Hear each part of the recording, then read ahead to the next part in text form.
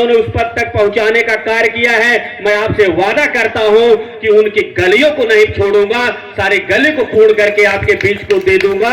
यह मैं आपके सामने वचन देता हूं।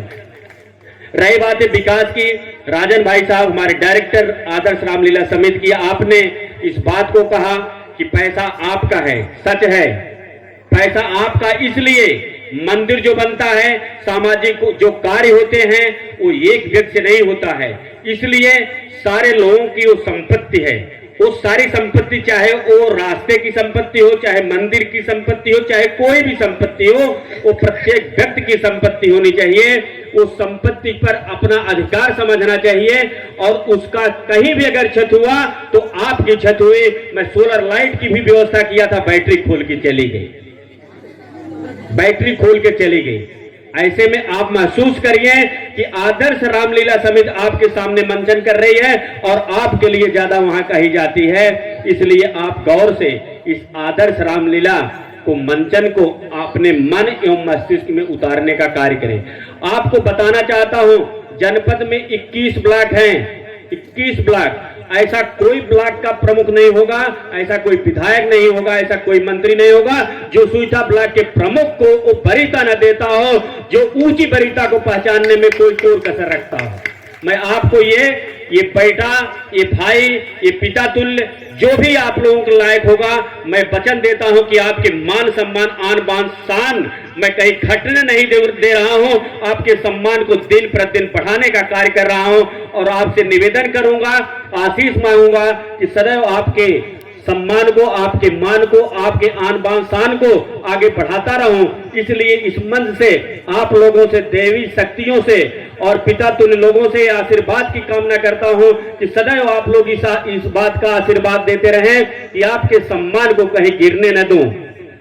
रही बात रामलीला की, तो रामलीला में अभी आपने देखा है भगवान पुरुषोत्तम श्री रामचंद्र के कृत्य को, जन्म से लेकर के आज यहां तक पहुंचे हैं।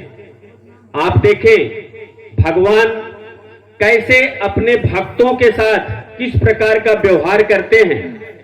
उन्होंने पूर्व जन्मों में जो भक्त जो चीज मांगा कि पुत्र रूप में आप मेरे यहां अवतरित हो, उन्होंने अपने भक्त को वचन दिया कि मैं आपके घर आकर के पुत्र के भाव में आकर के आपका सम्मान बढ़ाने का कार्य करूंगा। ऐसे श्री रामचंद्र जी के चरणों में कोट कोट वंदन करते हैं कि वो अपने भक्तों का उद्धार करने के लिए उनके घर पहुंच जाते हैं। आप भी भक्ति करो, आपके घर निश्चित रूप से पहुंचेगी, इसमें कोई दो राय नहीं।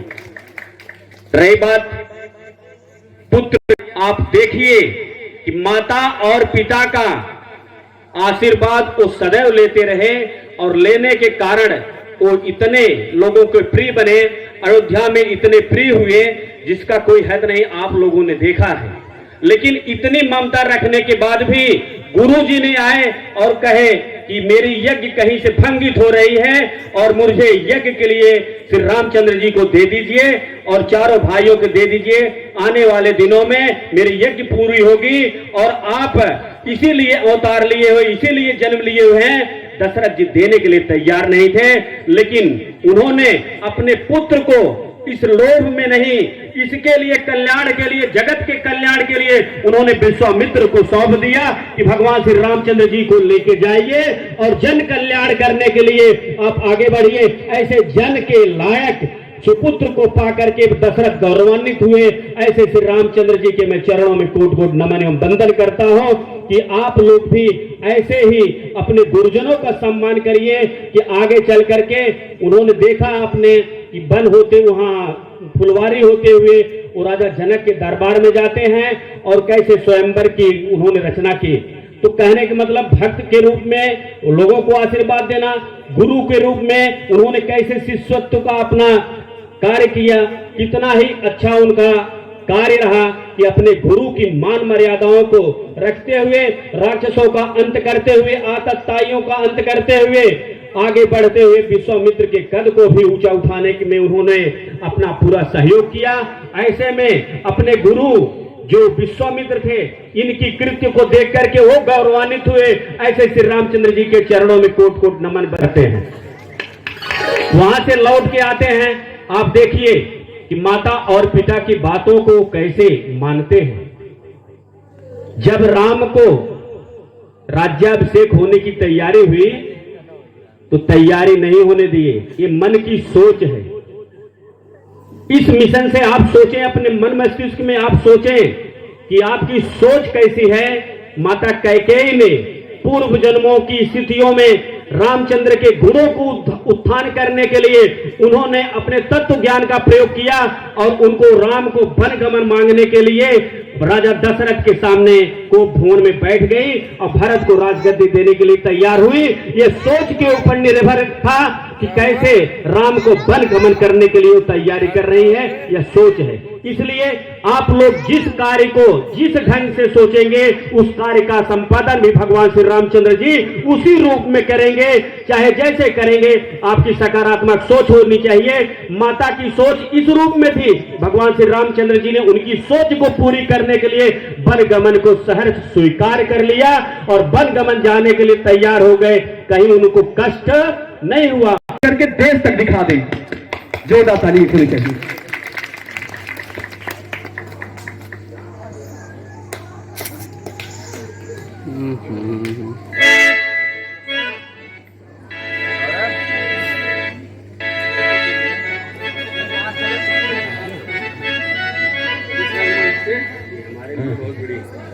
वही आपके लिए हमेशा चलती रहेगी। आपका कभी कोई भी कार्य कभी रुकेगा।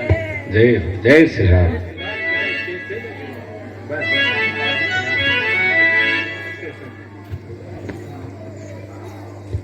कहते हैं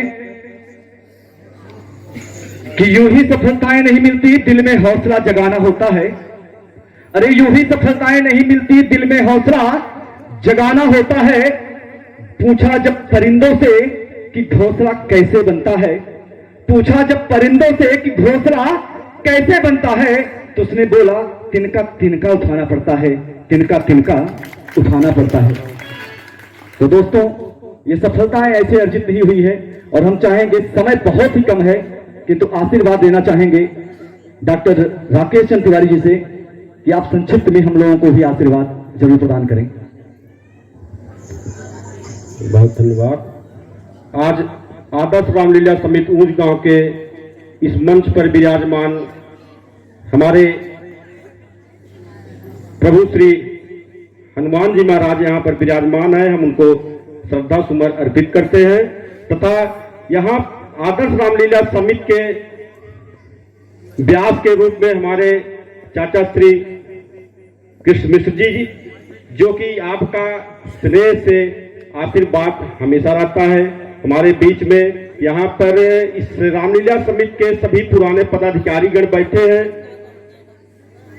सभी पिता तुल्य है। सभी का नाम यहाँ पर लेने के लिए कम से कम 1-2 मिनट लगेगा, इसलिए उसको समय न देते हुए हमारे अच्छे डायरेक्टर के रूप में यहाँ कार्य कर रहे हमारे छोटे भाई राकेश पांडे जी, यहाँ पर पिंटू मिश्रा जी, अरुण मिश्रा जी, यहाँ पर सभी का नाम संभव नहीं लेना है। सिर्फ हम इस मंच से, यह मंच नहीं है, ये सिद्ध स्थल है, हम इसको मानते हैं। अगर इस सिद्ध स्थल पर आप अपनी मनोकामना लेकर के यहाँ मना लेंगे तो निश्चित है आपकी मनोकामना निश्चित पूरी हो जाती है। और यहाँ पर इस रामलीला समिति के इस मंच की महिमा है कि आज रामलीला खत्म और आज फिर अगले साल से इसकी महिमा फिर शुरू होने लगती है कि अगला क्या हम करें क्या न करें। इसलिए आपके इस आदर्श रामलीला समिति तो सभी लोग बनाते हैं, लेकिन अगर आप आदर्श बनाए हैं तो अब की बार से आप एक आदर्श कार्य शुरू किए हैं। इस बच्चों के लिए जो आपने कार्य किया है ये बहुत ही सराहनीय कार्य किए हैं। इससे बच्चों के मन में स्पर्धा बढ़ेगी, भाव बढ़ेगा, पढ़ने की क्षमता बढ़ेगी और एक ललक होगा, अगली बार फिर प्रतियोगिता होगी तो हम बढ़ चढ़ करके भाग लें। ये सबसे बड़ा कार्य आपने शुरू कराया है, जिसके भी माध्यम से ये कार्य शुरू हुआ है वो बधाई का पात्र है। यहाँ पर बैठे सभी पितातुल्य माताएं, बहनें, हमारे बड़े भाई, छोटे भाई जितने भी हैं, हम सभी का आशीर्वाद लेकर के यहाँ पर सभी छोटे बच्चों को अपना आशीर्वाद देना चाहते हैं। तथा यहाँ पर ये दक्षिण का पूर्वा हमारे लिए तीसरी पेटी या चौथी पेटी होती है। इसलिए हमारी पेटी ये बहुत मजबूत पेटी है। ये पेटी मतलब मतदान नहीं, ये आत्मीय पेटी मेरी है। इसलिए मैं यहाँ पर बराबर ये सोचता हूँ कि कैसे यहाँ पर मैं अच्छा कार्य कर दूं।